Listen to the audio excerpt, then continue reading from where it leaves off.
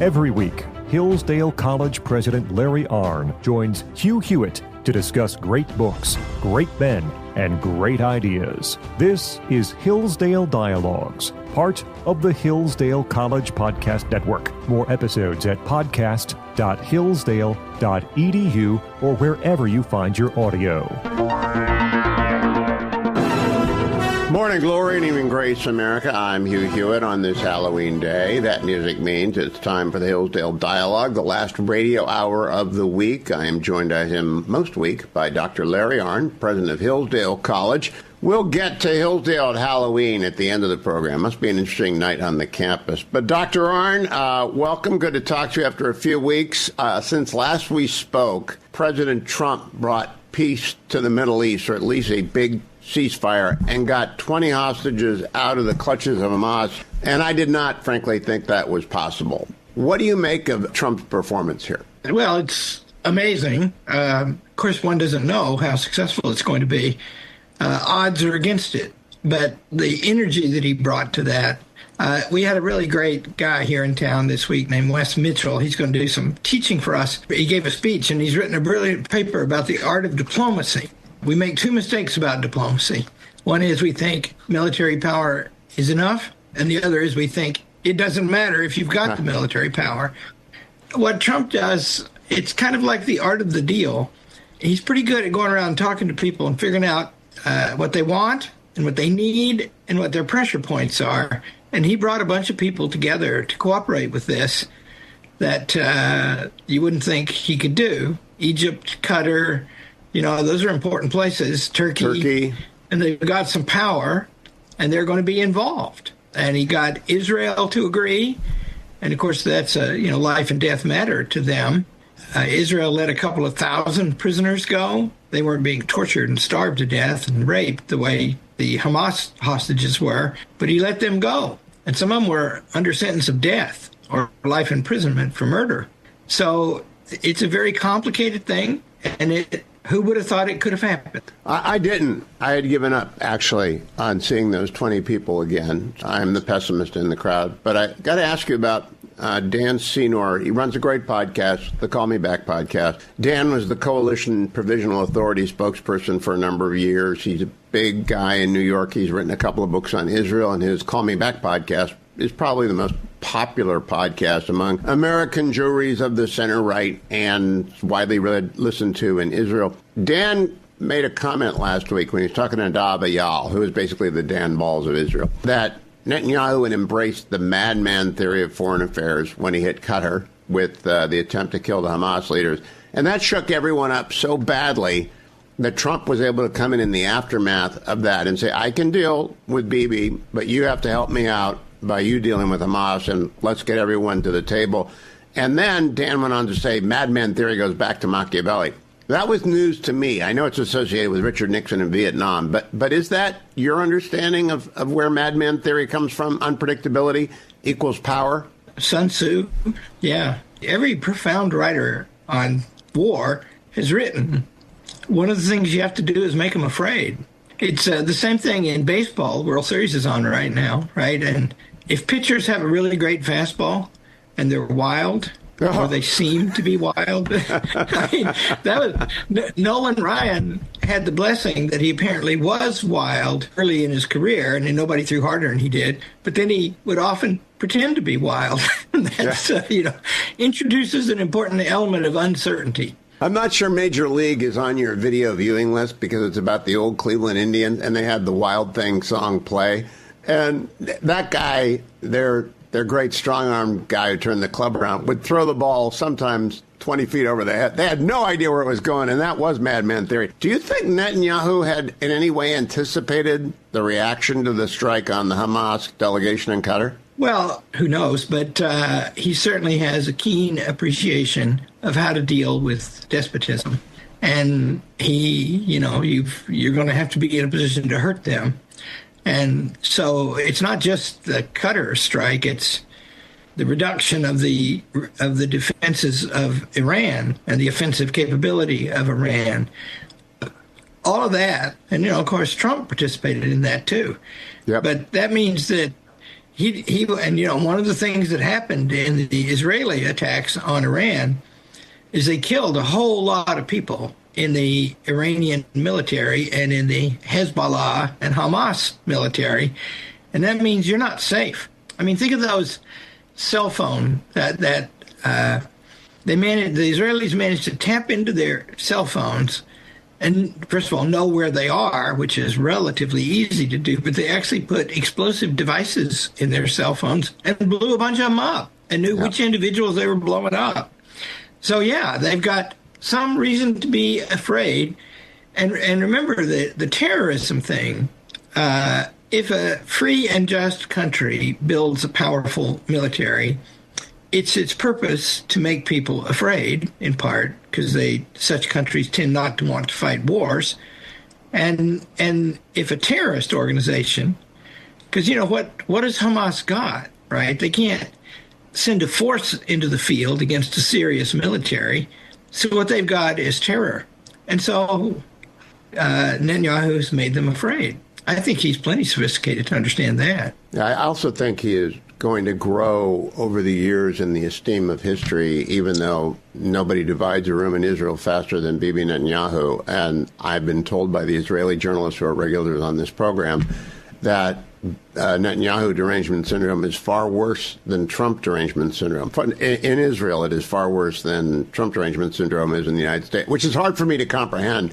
But I take their word for it because I hear it from left, right, and center among the Israeli media, which is very vigorous, very broad spectrum. There is no media monopoly like there was for so many years in the United States. So do you think the appreciation for him will grow with time? I do, yeah. Well, the other thing is it depends. Churchill gave that great eulogy to Neville Chamberlain, who, was disgraced, wrong about the Munich agreements and, in general, failing to build a first-class military as rapidly as possible. And so when he died in November 1940, Churchill said that, paraphrase, history with its flickering lamp stumbles along later. At some point, things look one way. At a later point, there is a change of values and perspective because of events, right? So if Israel is, I pray and believe it will not be, but if it were to be destroyed in the next 10 years, there'll be plenty of blame for him. If it goes on to continued strength, if you predict the future, one tends to predict that it will be a continuation of the present. A continuation of the present is Israel has a strong hand and is constantly under threat. If that continues, then one group of people will look to his example and say, be ready, get ready to fight, hurt them, seem mad sometimes.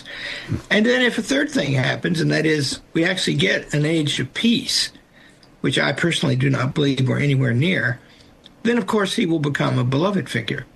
Think of the reputation.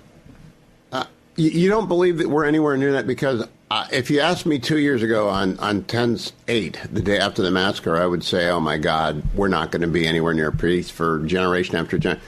Well, Assad is gone. Iran is humbled. Hezbollah is destroyed. And Hamas is half the territory and a 20th of the strength as it was 2 years ago. Cost has been high to Israel. But I have to think everyone's kind of weary of the fanatics. Don't people get tired of fanatics?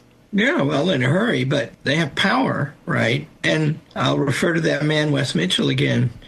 He characterized the current Chinese military buildup as the greatest in human history. He's right. So what's that about, right? And then if there's mischief in the world, and there is, huge amount, and growing in intensity, I believe, then those divisions in the Middle East and the radicalism of some of those movements are always there for mischievous people to tap.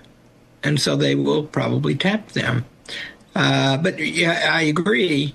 Things look a bit better in the Middle East right now. And that's an achievement and shouldn't be taken from Donald Trump. Yeah, it will not be taken from Donald Trump, whatever the Nobel Prize Committee thinks. It's really unparalleled what happened. And I was, for one, skeptical that it was possible. Hugh for Hillsdale.com. Stay tuned. Welcome back, America. I'm Hugh Hewitt.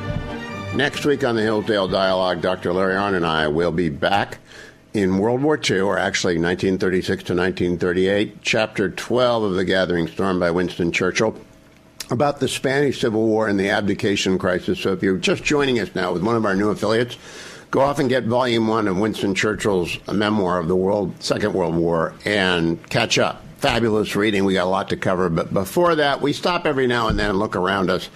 Dr. Arnn, we had the shutdown, which is the Schumer shutdown. It's truly stupid. And we also have the No Kings rally of a couple weeks ago, which was aimless. I really don't know what it was about. What do you make of politics on the left end of the spectrum right now? Are the Democrats falling apart? No, they've had some bad setbacks, and so what I think they're doing is mucking around trying to figure out, and they're testing their strength in various ways to see what can work. The shutdown is, a trial, right? Let's see. Because what they're bidding for, by the way, is, and they use Medicare and Social Security as their main whips, and changes were made to those programs. If Trump is to be believed and the Congress is to be believed, chiefly the changes are to keep illegals from being on those rolls. Correct. And they have been getting on those rolls. But they're, it's an assault on all of us, and they're trying that out. And it's a way to get headlines and see what the reaction is. Also, they've got armies to motivate. And so they're testing that right now. And this is the precursor to the midterms next year. The No Kings thing is the same thing. And that's, I think, interesting. I don't know whether it flopped or it succeeded, but I think it's a learning experience for them, and also a sign that they have done some learning. Because they actually, it's very elegant and interesting.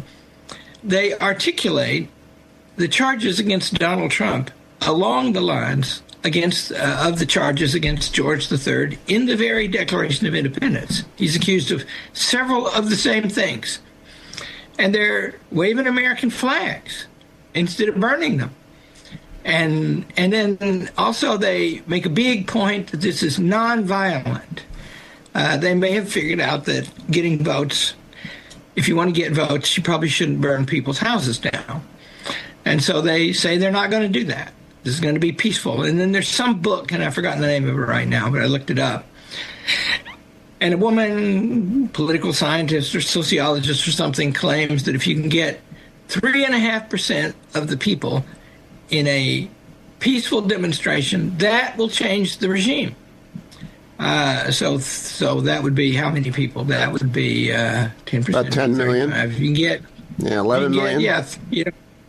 You get 10 or 11 million people marching, everything will change because of the march. And I don't know how many they got. I'm not confident that is true, but they've got a theory. And and another thing that's intelligent is, wokeness is crazy, and it goes crazy against America. And that's the traditions of American politics. It's possible that we're living in an age where all traditions are dying and nothing will remain. But more likely what we are is in a stage where this remains the United States of America, and its principles and institutions command loyalty. And so it's always been a feature of closely divided, deeply intense politics in America that both sides are trying to claim that authority. And so I am interested in the No Kings thing because it is obviously an effort to do that. Well, last weekend, we had a rally in New York City with Mr. Comrade Mamdani.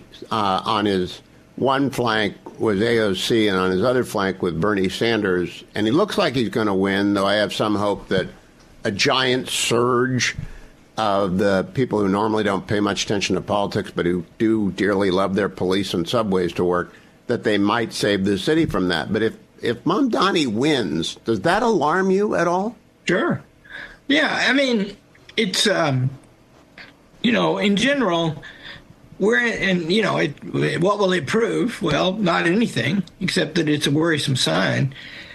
We're in a stage now where the Republicans are ruling. The odds are against them in the midterms, but I think that these are unprecedented or hardly precedented times, and I think they might win. And if they do, then they'll get 2 more years. Trump will get 2 more years, and that'll be effective and good. And so we could be entering a phase where there's general reform. There have been some fundamental things done in the last year in the Trump administration that 5 years ago nobody would be said could be done.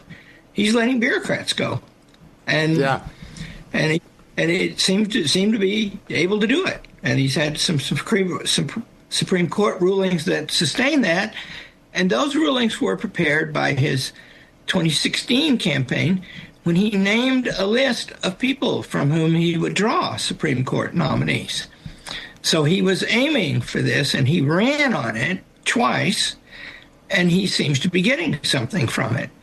So the Dems have to be very worried about that, right? They sort of had it set up.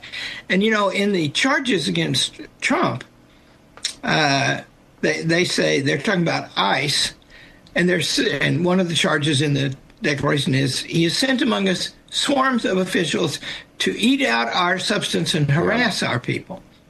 That's ICE. But the other charge against him is that he's firing people and who's he firing? Except officials, bureaucrats, right? Yep. So they like one kind and not the other kind. They want both sides of every argument, and it worked. Yeah, it looks like it's going to work in New York. I sure hope it doesn't work in either or both of New Jersey and Virginia next Tuesday. By the next time we talk, we'll know. Don't go anywhere, America. I'll be right back with Dr. Arnn, except to hillsdale.edu for all the online courses, or to hughforhillsdale.com for all of the prior Hillsdale Dialogues.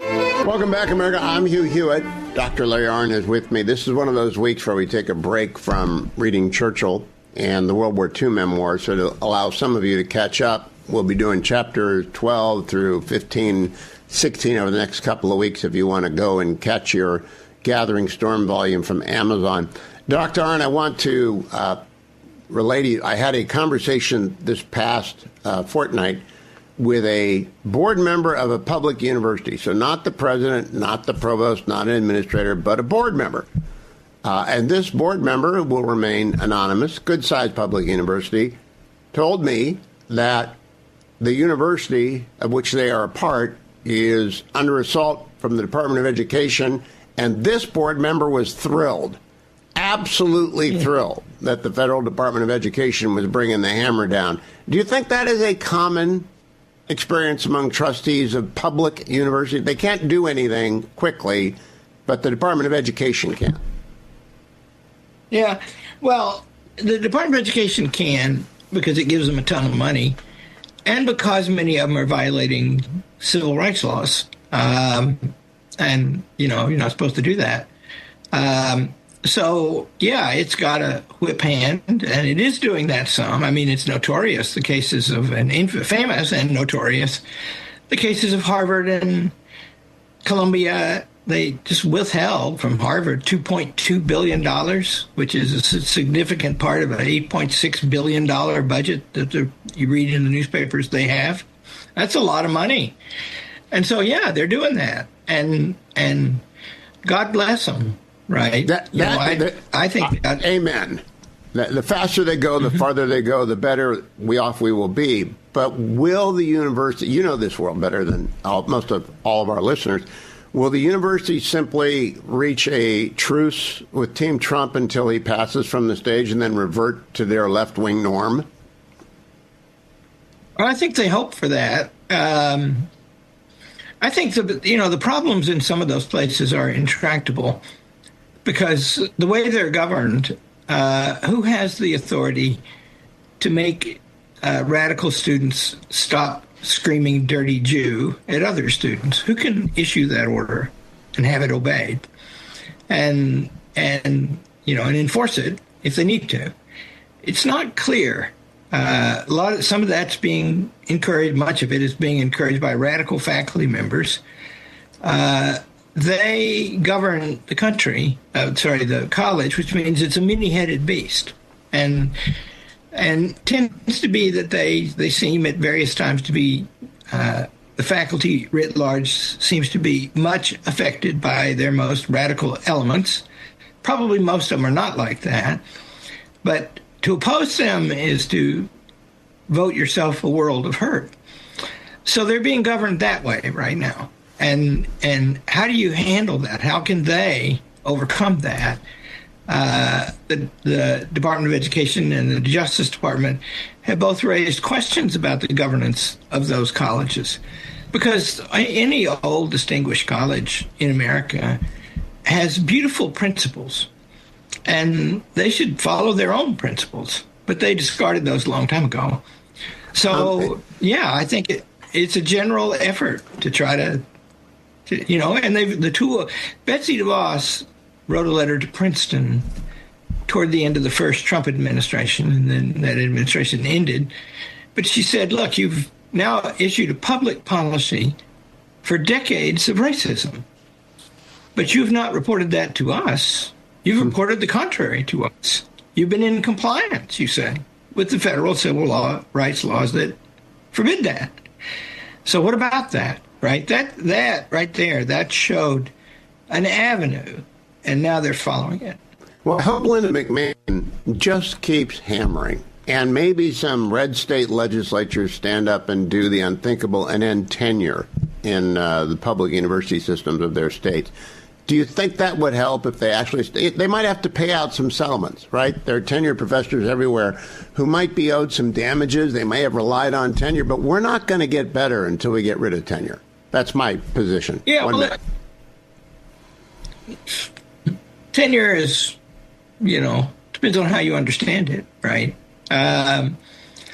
What they have to get rid of is the radicalism of the professorial class, which seems to dominate it, although I imagine most faculty members are not really members of it. That's what needs to be broken. And you could, like, in most states, if a tenured professor disturbs the good order of the campus or is insubordinate to the authorities in the campus, that professor can be fired right now. Oh, I hope someone heard you say that, and I hope they act on it. Don't go anywhere. Dr. Larry Arnn will be right back. This is the Hillsdale Dialogue, all things Hillsdale at hillsdale.edu. I'm Hugh Hewitt. Stay tuned. Welcome back, America. I'm Hugh Hewitt. Dr. Larry Arnn is my guest in this, the last hour of the radio week, the Hillsdale Dialogue, all things Hillsdale at hillsdale.edu. And all of our prior dialogues, including everything about Churchill, going back a couple of years now, we've been on our Churchill spree, collected at Hugh for Hillsdale.com.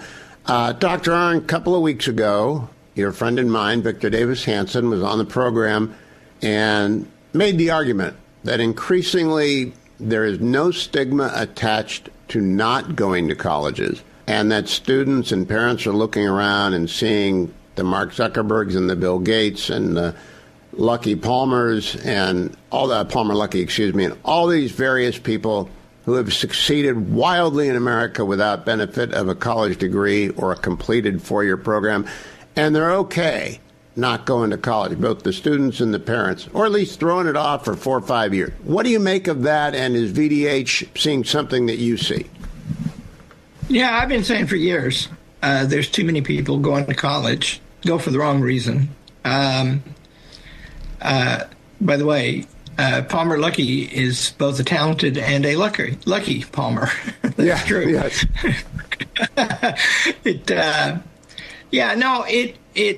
First of all, high school is enough to give you an education for a lifetime of learning. And everybody needs a lifetime of learning, whether they go to college or not. College is for higher learning. And so we need to fix high schools. Hillsdale College is busy about that these days. We got 100 of them. You can graduate college and know Latin and history and literature and calculus and trigonometry and physics. You can know what those things are and extensive things about them. And that sets you up you can know the order of the things that there are to know, that some are higher than others. You can know what those are. And then you can pursue those for the rest of your life. And people who lead the most interesting lives do that no matter what they do for a living. And, trade schools are growing, and I'm flirting with that idea myself right now. And when I was in high school, I learned to be a welder. And I was trying to impress somebody the other day, one of my colleagues, because we got a bunch of craftsmen here, right? We got the maintenance department is the most qualified group of people in Hillsdale College. And they're awesome. Everybody loves them, right? And they can fix anything, And one of them was welding one day, and I said, "That's fun, isn't it?" And he looked at me and said, "You have welded." And I said, "Sure, of course I did. Of course I did." And I could, back in the day, in high school, I could weld aluminum either with an oxyacetylene torch or with an arc welder. And aluminum is very hard to weld because it melts in a hurry. So I did that, right? And I still remember that as fun and a great job. And, I was making minimum wage. I was a kid, but I still remember that as a good job, fun job. So there's nothing wrong with that. And I was on a podcast the other day. Johnny Burtka of ISI, my student, is the president of it. And he had me on a podcast with 6 people. And I only did it because he's a graduate of Hillsdale College. But we got into a thing because the head of St. Joseph the Worker Liberal Arts Trade School College somewhere, good guy. And he's teaching them the liberal arts and the manual arts. And we got into a discussion about that. And, of course, I was holding out that the intellectual virtues are the highest human capacities and the most important to get. And then Josh Mitchell from Georgetown, a very smart guy, political philosophy guy, he sort of helped us resolve that because I was admitting that the manual arts are important. And his resolution of it was, he said, developing competence generally is important to a good human life. And that means competence with your hands, too. You need to be able to fix things. You need to be able to, I don't want to do an advertisement here, but I don't care about cars until I met the Cybertruck. And I bought one of those things. And I just love it. And then I had to figure out how to wash it because it's a little hard to wash. And, it's very hard. It doesn't fit in any car wash I've ever seen in Ohio, so I don't know where you take it to. Yeah, there's one in town, and there's usually a big, long queue. So I bought myself a pressure washer. And then I bought another one because I think I've got 4 now because I keep finding out that this is not quite the right one. Now I've got a whole bunch of pressure washer stuff, and I get into storing it. Where am I going to put it? But I can find it, right? And I've got into, and this is like an ad, but I don't mean it that way. It is. Milwaukee Tools. Go look on YouTube at the Pack Out System. And so I'm going in order of buying some pressure washing tools and then being charmed by the place to store the tools. Now I got to go buy a bunch of tools. And then I'm going to have to go find a bunch of projects. And so I went over to my daughter who lives near here. I went over to her house on Sunday, and for the first time in 30 years, I built a shelf. Oh, my goodness. I've got the tools for it. I'm a little bit afraid don't put anything on that shelf, Dr. O'Toole. Don't put anything on that shelf. It might be okay. It might be okay because I've got just the right tools for the shelf building. And so the truth is, there's delight. Now, around here, I live in a college house. I'm a tenant. And the maintenance workers love my wife better than they love anybody. Everybody loves her better than they love me. I do, too. But she loves to help them. She loves to help them. And she fixes things around here. So right now, I'll continue my ad. My wife is into Black & Decker. It's light. And my son, who lives in town, is into DeWalt. And I've got Milwaukee. And so we have a contest among the major brands going on. This is a grown-up version of if you give the moose a muffin, which your granddaughter has probably read, or you have probably read with her, or if you give a mouse a cookie, They're fabulous books among the 3-year-old set, but you have definitely given a muffin to a moose with Dr. Arnn tools, or a cookie to a mouse with the Arnn clan. Yeah. Not a problem on my end of the microphone, Dr. Arnn. Not one tool in Casa Hewitt. I'll be right back to close. What is Halloween night like on Hillsdale College campus? We'll find out when we come back. Stay tuned. Welcome back, America. I'm Hugh Hewitt. Hillsdale Dialogue is behind us. Next week, we'll be in Chapter 12 of Winston Churchill's The Gathering Storm, and we'll stay there for a few weeks. Dr. Larry Arnn is with me this week, though. All things Hillsdale at hillsdale.edu. All of our prior dialogues at hughforhillsdale.com. And when I was doing the outline for the occasional episode that we do like today about things current, it occurred to me that this is Halloween, and Dr. Arnn and I would be talking to you on Halloween, and I don't know what happens on Hillsdale's campus on Halloween. So, Dr. Arnn, do you stay indoors tonight, or do you go out? Are there festivities far and wide? What's it like in Hillsdale on Halloween? Well, Halloween, it's sort of contradictory of the idea of heaven, but it's heaven. And the reason is Hillsdale's full of kids. And so the college kids organized to entertain the little kids all over town. We've already had early this week, on Sunday, we had Trick or Trunk. And a whole bunch of kids pulled their cars up into a parking lot and filled them full of stuff. And kids came by dressed up. My grandchildren were Tinkerbell and Peter Pan. Oh, very good. I had sword fights with my grandson. So that was the first run. And I don't know if they're doing it this year, but every few years, the drama department and other kids takes over a big old barn of a building down at the county fairgrounds, and they turn it into a haunted house. And the best year, there was actually a woman cut in half, and covered in blood and screaming in pain. And then you go to the next room, and there's a crazed clown with a chainsaw. And there's smoke and spider webs everywhere, and it's just room after room of horrors. And when my younger daughter was little, I led her and the provost's daughter through there. I think they were in like the 4th grade or 5th grade. And I led them through there, and every time we'd turn a corner, some horror would come at us, and I would grab those girls and say, "Here, take these." And they're still scarred by that.